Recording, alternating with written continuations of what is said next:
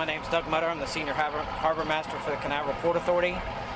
Control of all the cargo and cruise ships that come in and out of the port.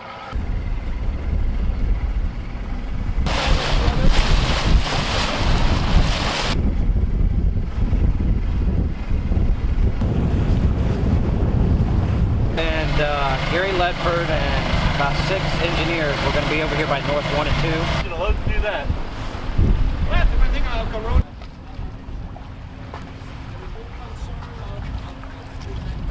See how gouged? It's thick. Look how thick they are.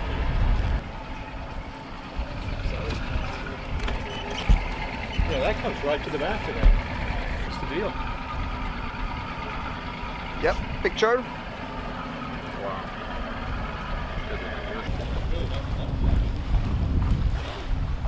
That's actually 6.5 inch steel and Another 1.5 inches. So these are actually thicker. These are, I don't know, maybe 10 inches roughly. Yeah. The other ones were 7. Yeah. another thought on the range limiting with the chains. You know, if we had so the bottom deflection is why you have the top chain, right? You hit the bottom and pivot. Well, it's not deflection issue. It's tearing of the rubber. There's too much motion. Yeah, we rip the rubber. Right. If the rubber or another fender can take it, you don't get the chain. Right. And we have taken on another berth over there that has a smaller ship. We've taken 2 cells and mounted them vertically, one on top of the other, with a common panel, and was able to do away with the chain. Because then when it hit, Right. The other one's enough to. Yeah, there was you got enough fenders. beef there to hold it. yeah. Right. And we even got away with no chains on that particular design. Gary Ledford, manager, C.H. Toom Hill Engineers, consultants to the Canaveral Port Authority. I've been doing the marine engineering here at Port Canaveral since 1986. Think about it. I'm not talking about this one though, okay? Yeah. But in the future, if you did have something in composite which is 8 feet and slowly compress to that and getting a strength, you know, it's going to be able to move more with the boat.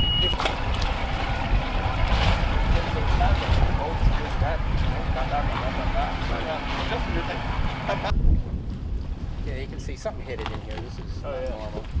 Yeah. So if it lost that pillar completely, it's got enough redundancy, right? Yeah, but you know, eventually someday they'll want to put a crane out here with an outrigger over that spot, you know, and then I'll start worrying about it. Just went by one. And here's where you start to see more pile jackets getting into the older part of the berth. What would you say? What would you say the lack of maintenance was caused by?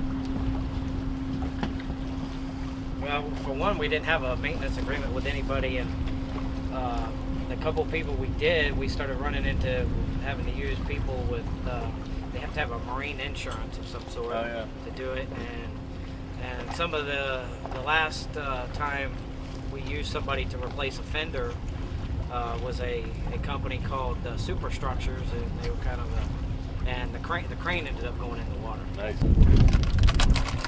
Why is it came from whatever it impacted? No, I think that might be just fishing line. Yeah. Yeah. It's something impacted. Well, that might tell you what kind of boat got into that. That. Yeah.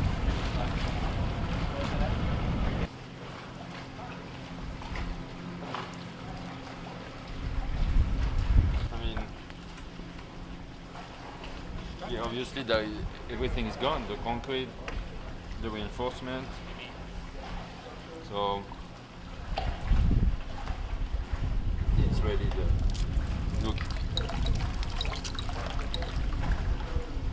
So it needs to be completely repaired. So now when you're Look at repairing that. this, do you have to jack it up or something to, you know? No, we can check it out. Do that? We cannot Yeah. check up here. Well, or support it as you're rebuilding, because otherwise. Well, how do you repair that? But the idea again was to have these cast around the concrete, you know, anchored to the part which is good, okay, and then have reinforcement inside the cast and then pressure grout and maybe maybe have some mechanical bond to the existing part here. In other words, the cast will be anchored to the wood part of the column and to the part here in the cab to establish a connection between the two.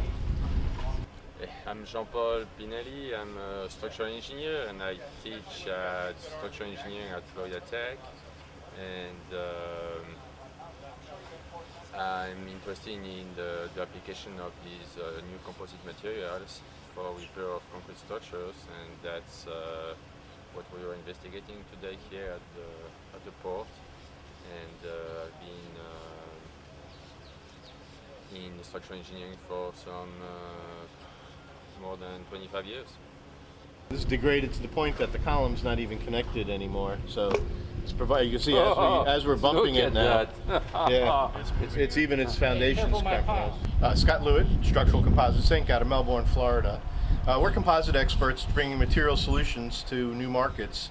And one of the markets we're looking at today is the infrastructure around ports, pilings, and noticing today all the corrosion and potential applications that composites could solve for the guys here. So quite intriguing, and we think material solutions are the future, and composites are going to play a big role into advancing the port down here.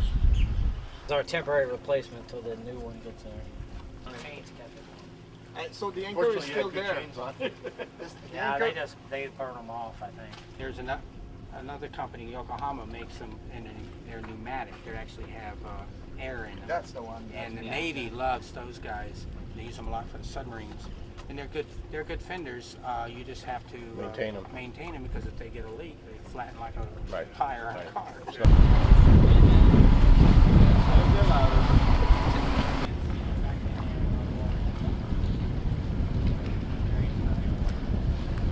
When they jacketed, how far down?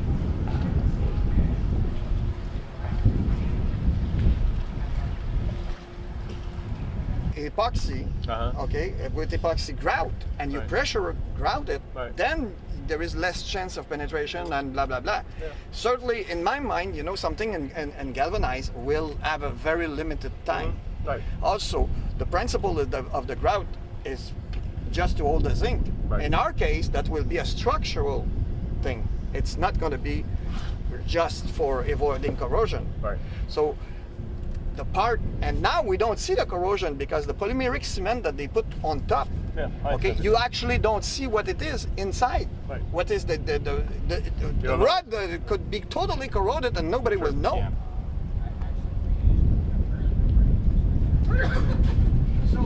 After they finished sandblasting, they would test for salt contamination, and if it was clean, then they would immediately spray paint the epoxy on, and then they could immediately flood the cofferdam and move over to the next spot. I was told that they put extra copper in the steel. It was supposed to make it more corrosive resistance, and I don't believe it.